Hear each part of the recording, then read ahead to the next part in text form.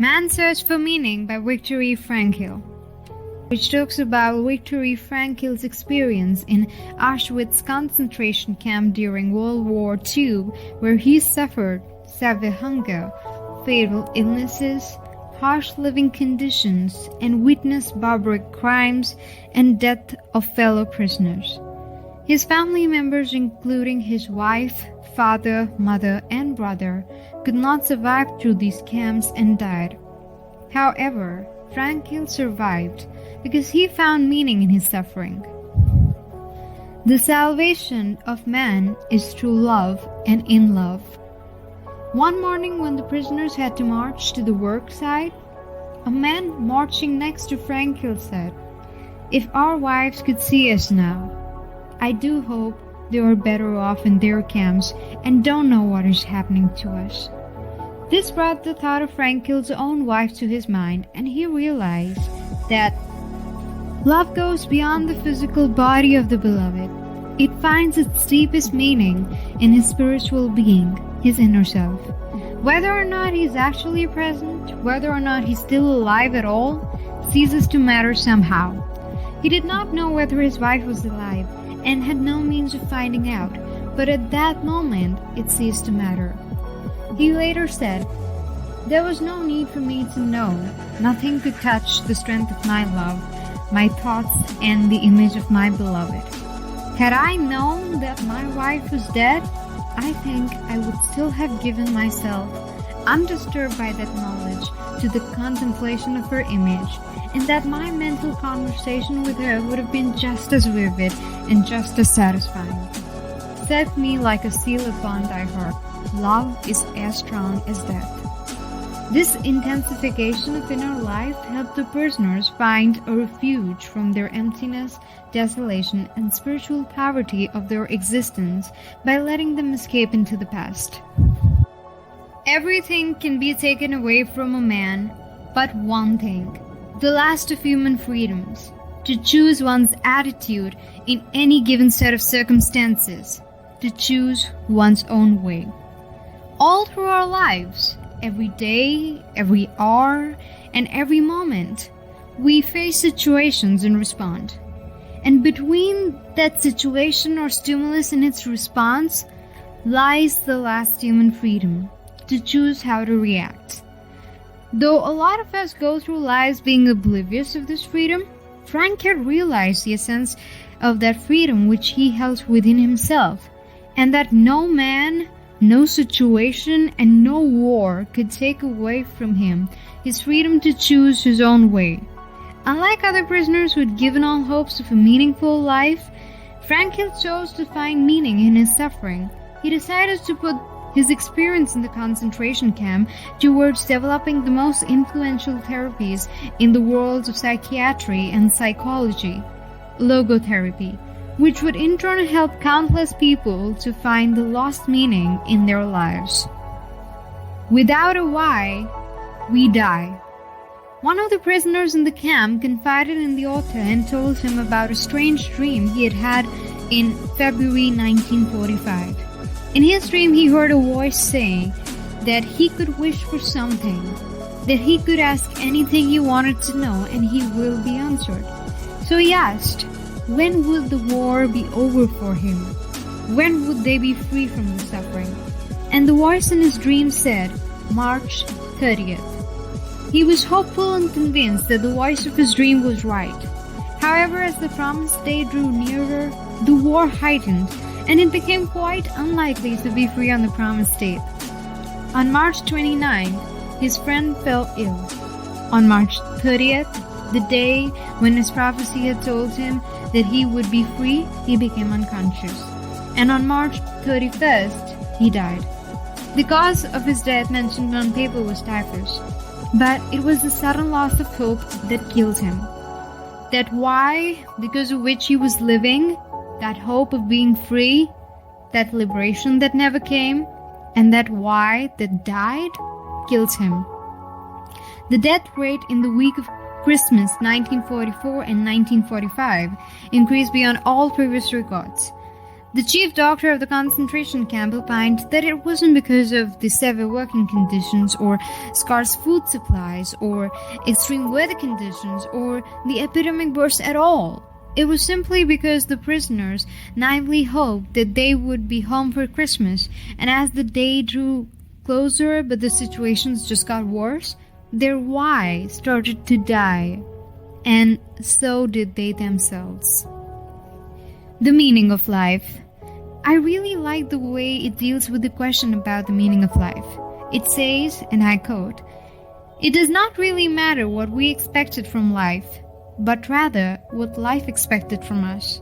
We need to stop asking about the meaning of life and instead start thinking of ourselves being questioned by life." The answer to what life expects from us can never be realized by talking or thinking about it.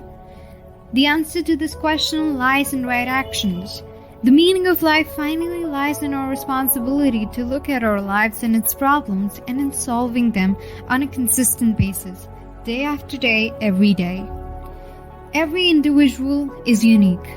Every situation is different. Every suffering is novel in its own way. And so is the meaning of life for every human being at different phases of his life. One who has a why to live can bear almost anyhow. Sometimes in life, suffering is inevitable.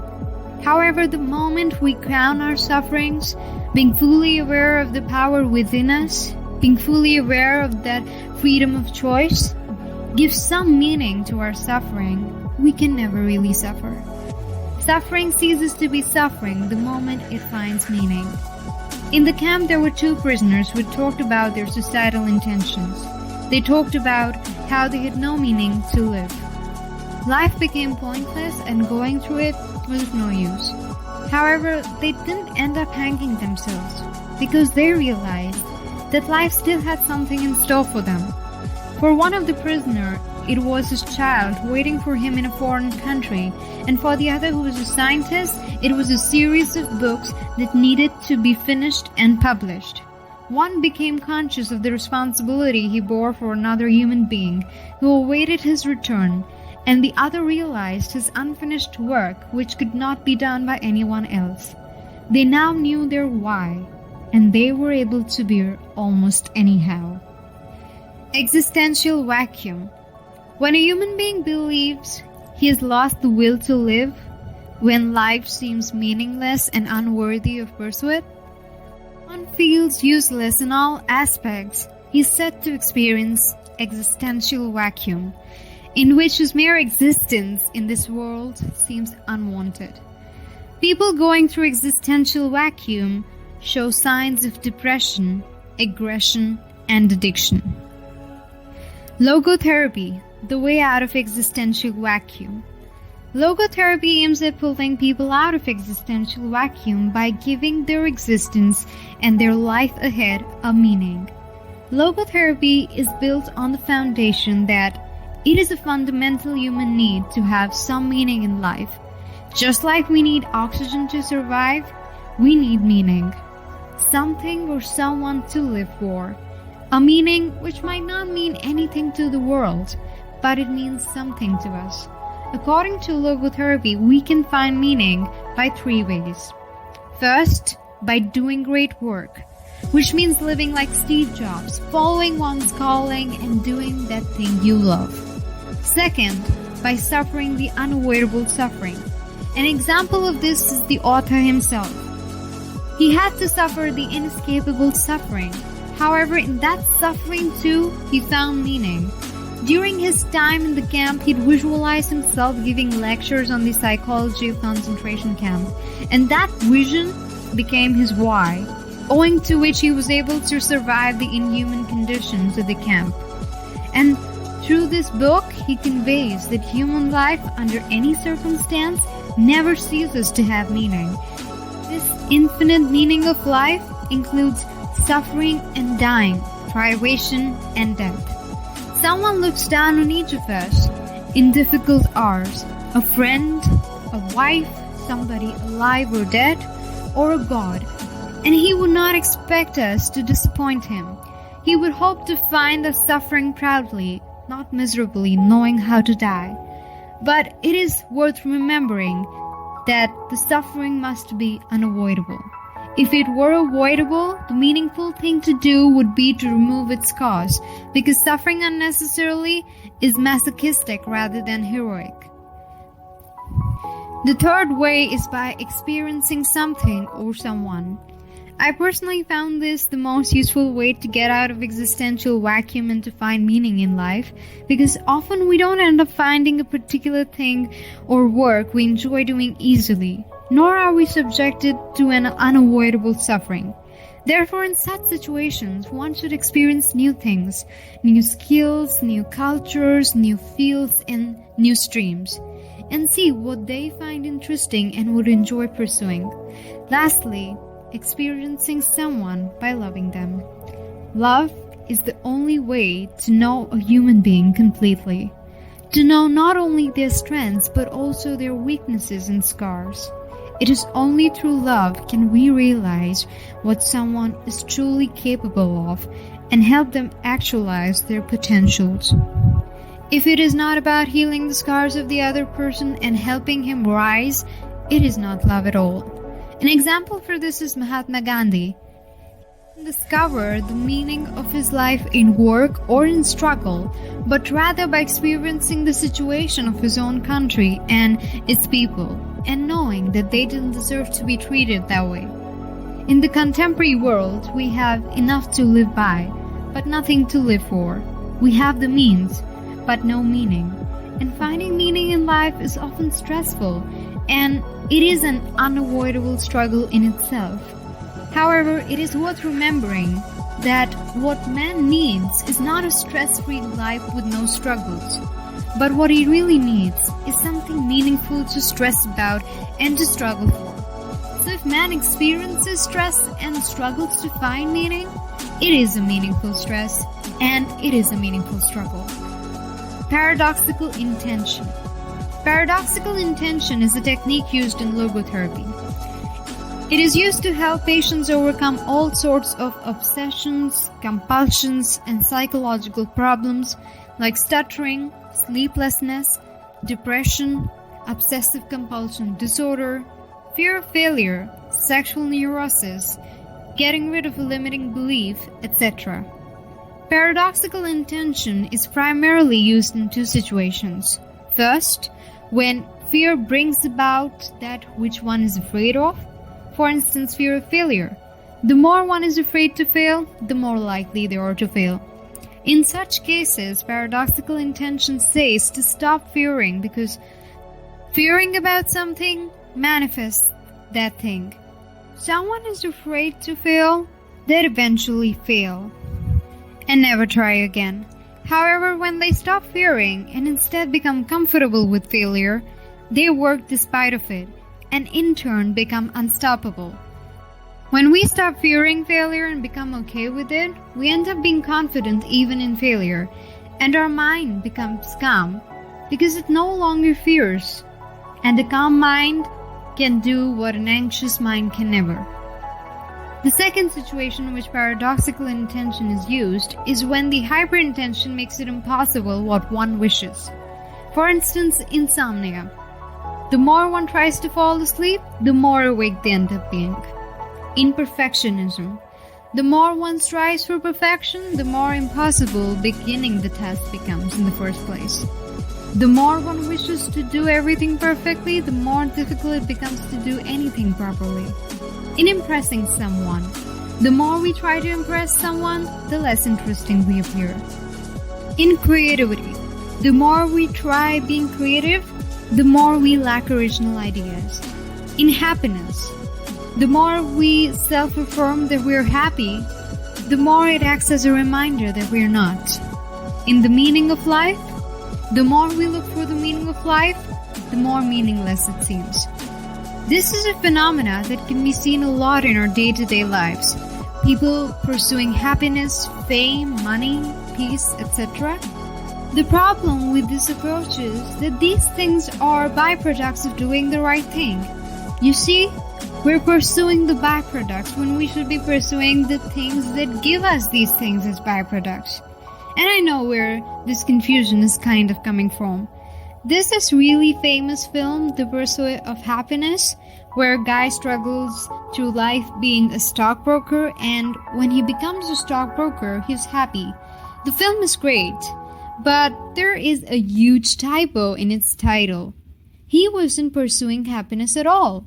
Instead, he was pursuing a meaningful and an unavoidable struggle that gave happiness as a byproduct. And this typo error sends a completely wrong message, because happiness cannot be pursued, and any attempt to pursue happiness ends up making one feel sad. The title should have been The Pursuit of Struggle.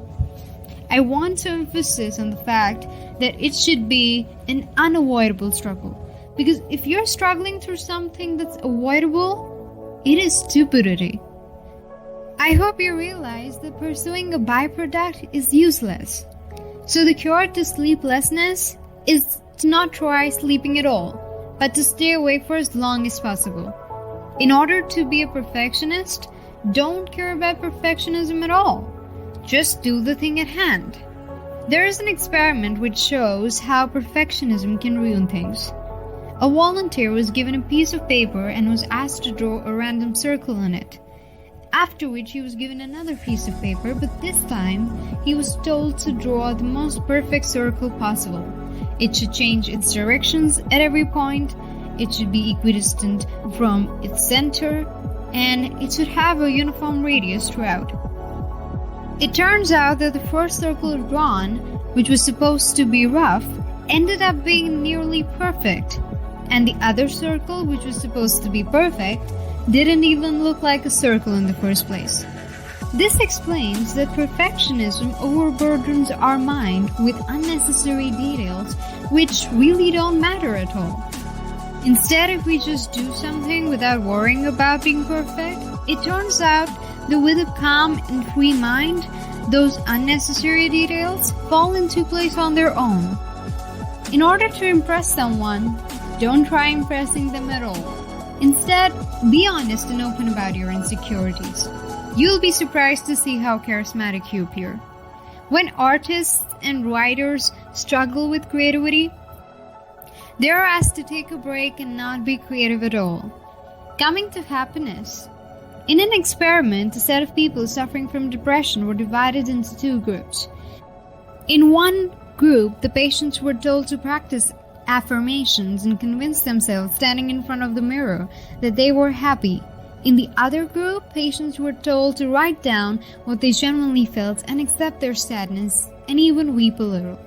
It was found that people who tried to fight their depression by telling themselves that they were happy ended up feeling hollow, and it took them twice the time to recover from depression than the other group who surrendered to their depression and accepted that they felt sad. This technique makes use of the fact that the brain does the opposite of what it is told to. So when people repeated that they were happy, they actually ended up feeling sad in the long run. On the other hand, people who accepted that they were sad felt happy and light by being honest with themselves and figured out ways to cure their depression, unlike the other group who refused to accept their depression in the first place. And so is with the meaning of life. The more you look for it, the more it seems lost. So the way out is to stop caring about it and to work on the things that will bring meaning to your life. Well, these were some noteworthy messages from this classic tribute to hope from the Holocaust, Man's Search for Meaning.